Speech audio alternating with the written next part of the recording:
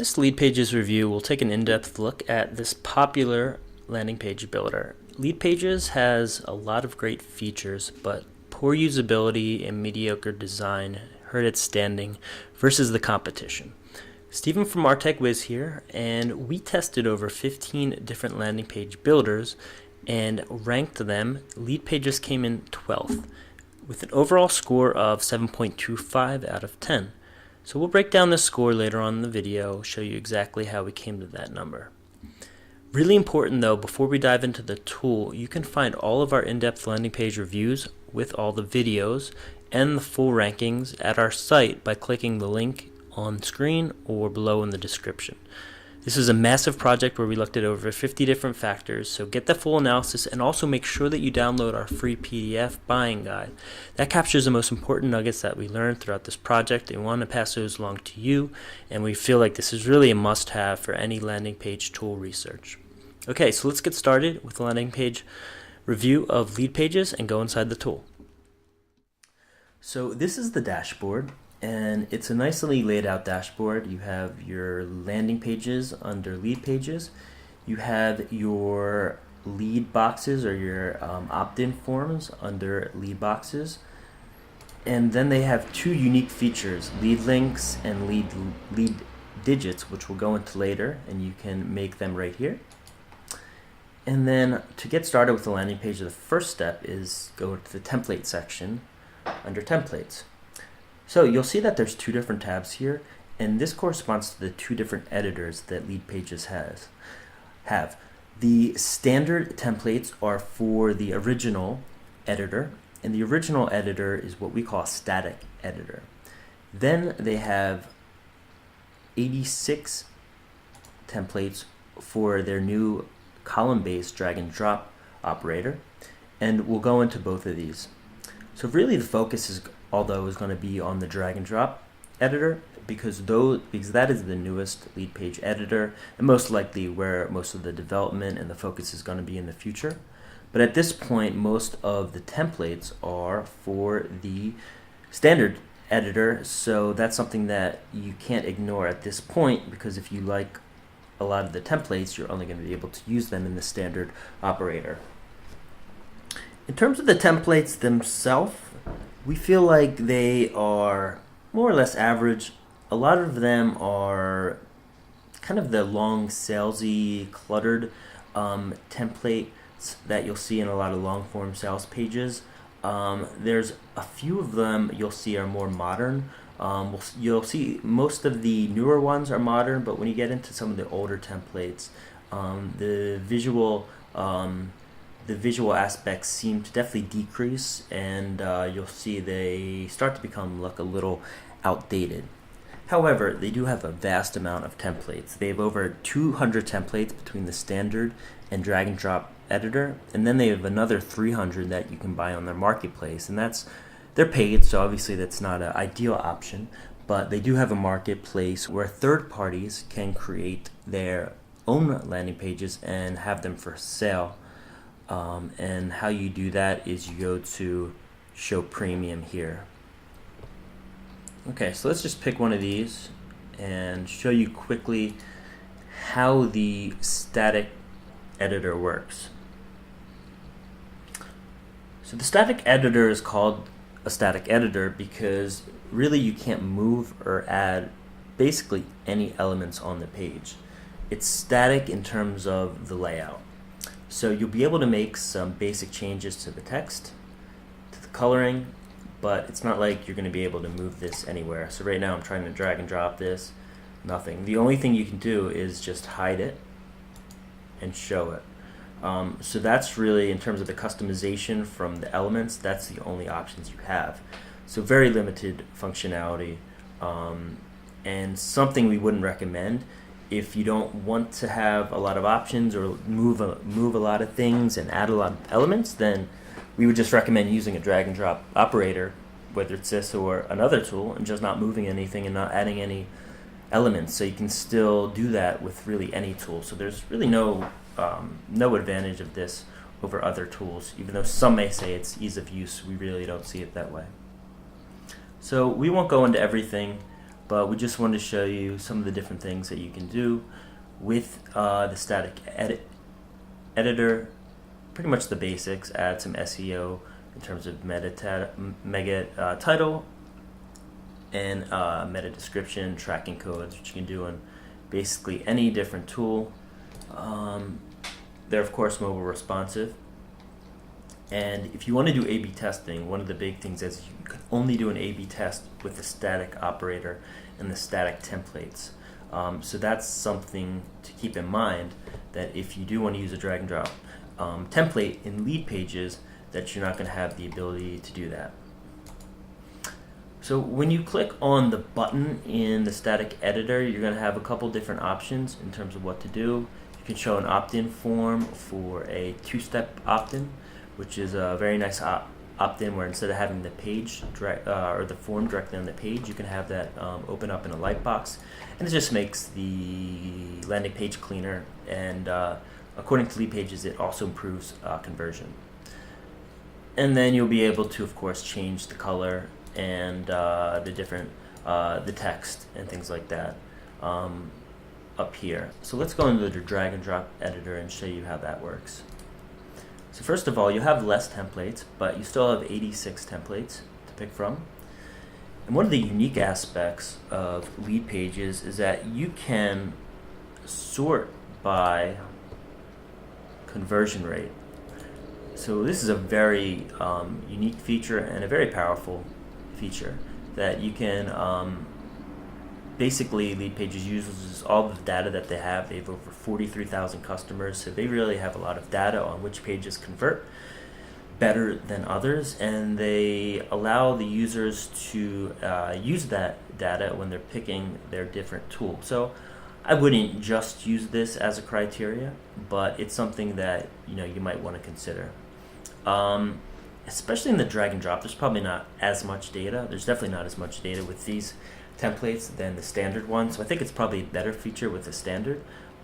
Here I would more just look at what is the template that you think is aesthetically pleasing and will match your brand, because at the end of the day, even if a template, like for example this one, converts very highly, you're probably going to be changing the colors, definitely going to be changing the copy and the images, and after you change that, how much of it really is due to the layout versus those changes to the copy and the images and the colors that you made. So that also, we don't know what the conversion rate is, so we don't know how these compare to others from other tools, but nonetheless it's a very good option to have. So now let's enter the drag and drop editor. We call this a column-based drag and drop editor, and basically what that means is it's not a pixel precise drag and drop editor or a true drag and drop editor. You can't move things anywhere you want. You have to move them within the columns or the rows. So you'll see here, say for example we want to move this to the center. You're not able to do that. It has to be either in this column or this column. So you'll also see when you move it, it's going to expand to fit the column. So it's actually going to change it a little bit. So the font size is smaller here, and it seems a little bigger there, but I could be wrong if my eyes are deceiving me.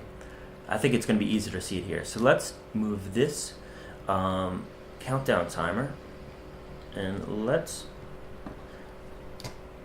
move it up here if it will let me. So for example, say you wanted to put this right in the middle of this column, kind of centered with this. It's not going to allow you to do that. Now you can do that through, I imagine, through margins, but that's a complete pain. You can't just drag it to the center where you want it. But you'll see, in terms of my point, is that now this is smaller. So also it automatically changes the size of your elements, which I found a lot of times I don't want it to do, but since it has to fit into a column, it has to adjust. So the downsides of a drag and drop operator that's a column-based one is you're not going to be able to overlay different items. So this is a background image, but if you have So for example, let's say you wanted to add something on top of this, which is a regular image. Like you wanted to take the tip 1, or let's just say you want to overlay this over, you think it would look nice on top of that picture. It's not possible.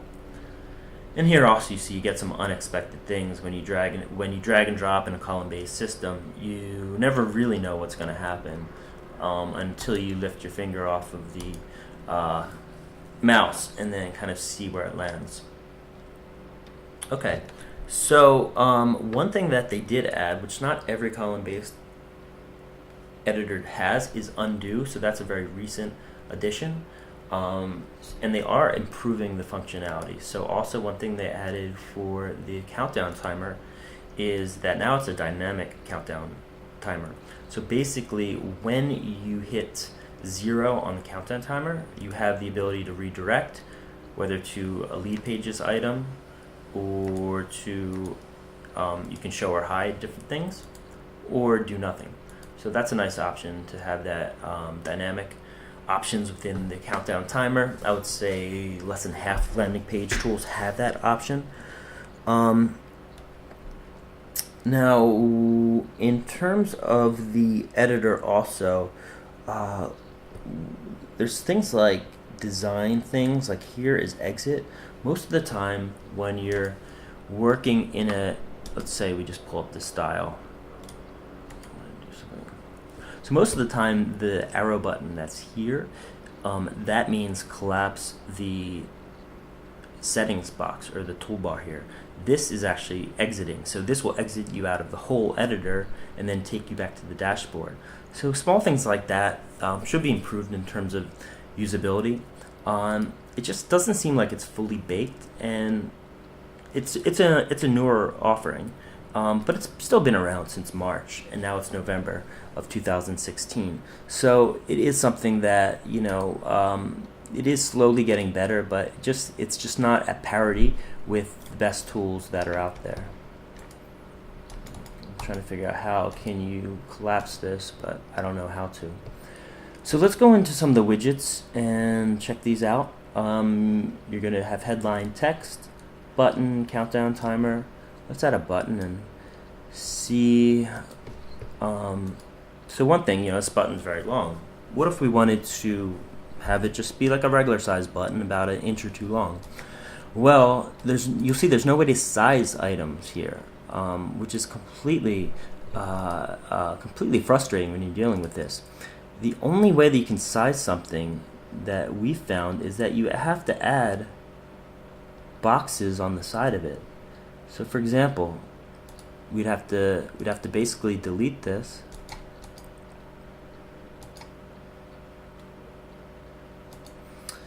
And we would have to create a section. Okay, so you have to find out which section this is. You'd have to add a section.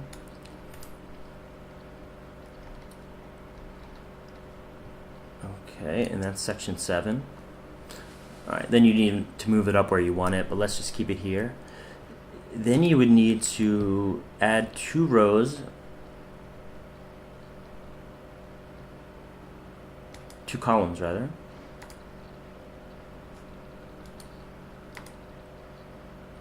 If you want it in the center, and only then can you add the button in and have it centered. And then you can adjust it lengthwise, but still you can't adjust it. You can't adjust the height, and you can't easily move it down to be centered. So it just doesn't seem like it's really fully baked in terms of the options that you're able to do. You have some styles here: rounded, circular. Those are nice. You can just kind of click them. You don't have to worry about going through a whole lot of options. You know, you'll have the fonts. You'll have some preloaded Google fonts. You can't upload Google fonts yourself, but they have a fair amount here where that's not a big issue. And then you can link to either an external URL, another landing page, or a lead box, which we'll get into shortly. In terms of the lead boxes, let's create one of those so we can show you how those work. So let's go to the dashboard. And lead boxes are here. So lead boxes are an opt-in form. The biggest downside of lead boxes is there's currently only one template. There's only one type of opt-in box that you can pick, which is very, very odd to me. They have over 500 different templates for landing pages, but for the opt-in forms, there's only this one page, or this one type, and you've probably seen this all over the web. So I don't know if that's a good thing or a bad thing for conversion, but we would like to see different options. So you can basically change the picture, change some basic text, but you can't even like add a link to your privacy policy here. We noticed you can't add advanced fields. Say you wanted to add like a Dropbox here, it would need to be something that's in your autoresponder, but there's no way to add it there. However, there are some nice options to lead boxes. So one thing that's great is you can just click this button, and this is going to send an email, but more importantly, you can send a lead magnet.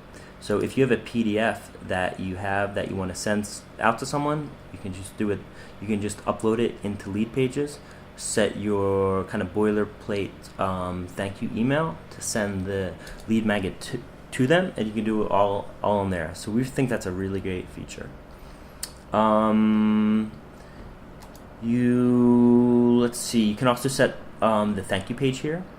And as we saw, you can customize the email, and then you can integrate it with different things. So yeah, so we have MailChimp set up, so you can integrate it with a couple different options here, and pick which list that you want it in. Okay, so let's save this.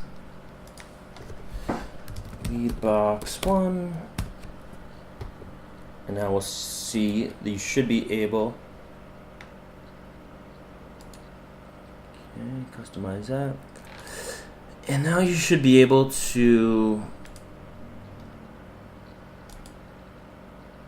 add that in. So I think you need to refresh it to get the Leadbox one, but this is a one that I believe I did before, so you can just kind of put that in there. Okay, other elements you can add: video, align, empty space. An important one is HTML containers, which you'll find in most landing page tools, but that's very important because if they don't have a direct integration, like see, I was trying to drag and drop it there, but it landed all the way down here. And here, anyway, this container is important because here you can put in HTML forms, which is very important. An icon library is a great thing to have, which they do, as you can see here. So this is great. You have a bunch of different options of icons. You can even have a search bar here, which is great. So if you just want to do some basic forms, you can do that. In terms of the sizing, though, you can only do small, medium, large. So you definitely have some restrictions there, which actually you don't see in most landing page builders. A lot of times you'll see a slider in terms of how to size it. So other good features are exit pop-ups, so you can make your pop-up work that it's going to be an exit. So when anyone's trying to leave your page or hit the back button, you can go ahead and flash them the exit pop-up tool to hopefully get one last chance of getting them to fill in the form. Now, one downside is there's no A/B testing, as we mentioned, in this column-based drag and drop operator, but you do have the ability to publish it as a Facebook page. So you can publish it, of course, on the subdomain from WordPress, but you can also publish it as a Facebook page, or as they have a WordPress plugin, which we'll show you now. And so this is live, and then you hit publish options to have some other ones you can do: WordPress, Facebook, and you can download it as an HTML to publish it kind of manually on your server. but that's not a great option as it's a little more technically complex, and you'll need to do a JavaScript version for it to have the changes. So let's go ahead and show you the landing page tool. So we downloaded the WordPress plugin, and this gives you two different options: lead boxes and the landing page. One thing we found was kind of interesting, that they don't show you the lead pages right off the bat. So it's kind of counterintuitive, but you have to add new. And this is just to get your existing landing pages on there. So here's where you would select the lead page, and you can put in, your slug in terms of the URL and things of that sort. And there's no way to really preview it here. You just have to publish it, which I don't want to do at this point. But when you publish it, it looks exactly how it looks like on the editor. So no problems there. It took us a while to figure this out. So as we said, it's not the smoothest or the best plugin, but after a while it kind of gets the job done.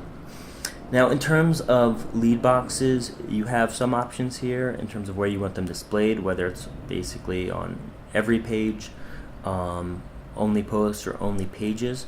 What we would like to see, like Thrive has this option with their leads plugin.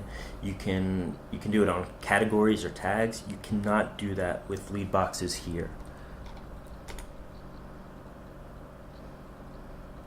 So let's save these settings, and